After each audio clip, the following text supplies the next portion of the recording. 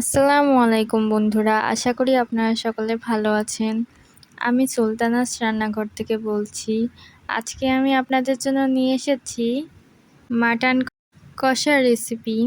আশা করি আপনাদের কাছে রেসিপিটি ভালো লাগবে। তাহলে চলুন চলে যাই রেসিপিতে। আমি প্রথমেই মাংসগুলোকে লেবুর রস আর লবণ দিয়ে 10-15 মিনিট ভিজিয়ে রেখে 3-4 বার ধুয়ে নিয়েছি। আপনারাও ঠিক এমনটি করবেন, তাহলে মাংসের গন্ধ থাকবে না। এখন আমি ব্লেন্ডারে চুন নিয়ে নিয়েছি। এখন এর মধ্যে দিয়ে দেব শুকনো মরিচ, তারপর দিয়ে দেব ধনে। এখন এর মধ্যে একটুখানি পানি দিয়ে দিব। পানি দিয়ে এটাকে ব্লেন্ড করে নিতে হবে। এখন আমি ব্লেন্ড করে নিব। এখন একটি কড়াইয়ে অল্প কিছু পরিমাণ তেল নিয়ে নিব। তেলটাকে 2-3 মিনিট ধরে গরম করে নিতে হবে। এখন আমি অন্যান্য মশলাপাতিও দিয়ে দিব। এখন এর মধ্যে দিয়ে দিলাম 3টা তেজপাতা, চিনি, এলাচ। দেওয়ার পর এর মধ্যে দিয়ে দিব পেঁয়াজ কুচি। আমি এখানে পরিমাণ মতো পেঁয়াজ কুচি দিয়ে দিয়েছি। এখন এটাকে খুব ভালোভাবে নেড়েচেড়ে নিতে হবে। সময় চুলার আঁচটা মিডিয়াম হিটে রাখবেন এবং খুব সুন্দরভাবে সবটুকু নেড়েচেড়ে নেবেন। তারপর প্রথমেই বানিয়ে রাখা শুকনো মরিচ, ধনে এবং রসুনের পেস্টটা দিয়ে দিব। এই পেস্টটা দিয়ে খুব ভালোভাবে নাড়িয়ে চাড়িয়ে মিশিয়ে নিতে হবে।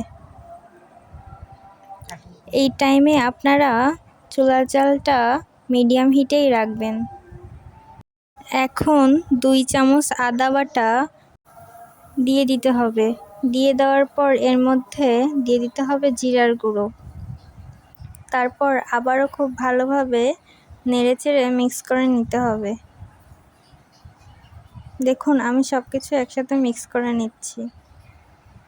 এখন এর মধ্যে হলুদ দিয়ে দিব। এখানে আমি 1 চামচ পরিমাণ হলুদ ব্যবহার করছি। তারপর দিয়ে দিতে হবে স্বাদমতো লবণ। তারপর আবার সবগুলো উপকরণ ভালোভাবে নাড়িয়ে চাড়িয়ে মিশিয়ে নিতে হবে। এখন এর মধ্যে মাটনগুলো দিয়ে দিতে হবে। সব মাটনগুলো দিয়ে দেওয়ার পর ভালোভাবে নাড়িয়ে চাড়িয়ে মিশিয়ে নিতে হবে মশলার সাথে। দেখুন আমি মাটনগুলো দিয়ে খুব ভালোভাবে নাড়িয়ে চাড়িয়ে কষিয়ে নিব। খেয়াল রাখবেন যেন সব কিছু ভালোভাবে মিক্স হয়ে যায়। এখন ভালোভাবে নাড়িয়ে চাড়িয়ে নেওয়ার পর ঢাকনা দিয়ে ঢেকে 5 মিনিট অপেক্ষা করতে হবে। এর জন্য আমি ঢাকনা দিয়ে ঢেকে রেখে দিচ্ছি। চলে আসলাম 5 মিনিট পর। এখন আবারও খুব ভালোভাবে নাড়িয়ে চাড়িয়ে নিতে হবে যাতে এটা পুড়ে না যায় এবং খুব ভালোভাবে নেড়েচেড়ে মিশিয়ে নেবেন। আবার নেড়েচেড়ে নেওয়ার পর ঢাকনা দিয়ে ঢেকে রেখে দিবেন। আপনারাও ঠিক আমার মতো বারবার এভাবে কষিয়ে নেবেন, তাহলে দেখবেন আপনাদেরও মাটন কষার স্বাদটা অসাধারণ এসেছে। এই সময় চুলার আঁচটা অবশ্যই মিডিয়াম হিটে রাখবেন। এখন এর মধ্যে আমি কিছু পরিমাণে পানি দিয়ে দিচ্ছি। পানি দিয়ে আবার কষিয়ে নিব। কষিয়ে নিয়ে তারপর আবার ঢাকনা দিয়ে ঢেকে রেখে দিব। আবার চলে এসেছি 5 মিনিট পর। এখন আবারও ঢাকনা দিয়ে ঢেকে রেখে দিতে হবে। তারপর 5 মিনিট পর আবার দেখতে হবে কি অবস্থা। তারপর আবারও একটু নেড়েচেড়ে মিশিয়ে নেবেন। এভাবে আপনারা নেড়েচেড়ে 10 মিনিট ধরে কষিয়ে নিয়ে পরে আবার একটু পানি দিয়ে দিবেন। এভাবে কষিয়ে আপনাদের মাটনের স্বাদটা দারুণ আসবে। আপনারা ঠিক এভাবেই কষিয়ে নেবেন আশা করি। তাহলে এভাবেই তৈরি হয়ে গেল আমার মাটন কষা। এটা আসলে দেখতে যতটা সুন্দর, খেতে এর থেকেও দ্বিগুণ মজাদার। আশা করি আপনাদের সকলের কাছে আমার মাটন কষা ভালো লেগেছে। মাটন কষাটি ভালো লাগলে অবশ্যই একদিন না একদিন ট্রাই করে দেখবেন।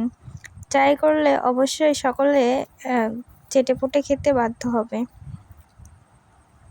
প্রপার রেসিপিটি ফলো করলে মাটন কষা থেকে গন্ধও বের হবে না।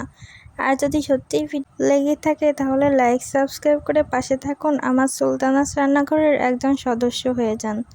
আজকে এ পর্যন্তই। আল্লাহ হাফেজ। দেখা হবে কোনো নতুন একটি ভিডিওতে।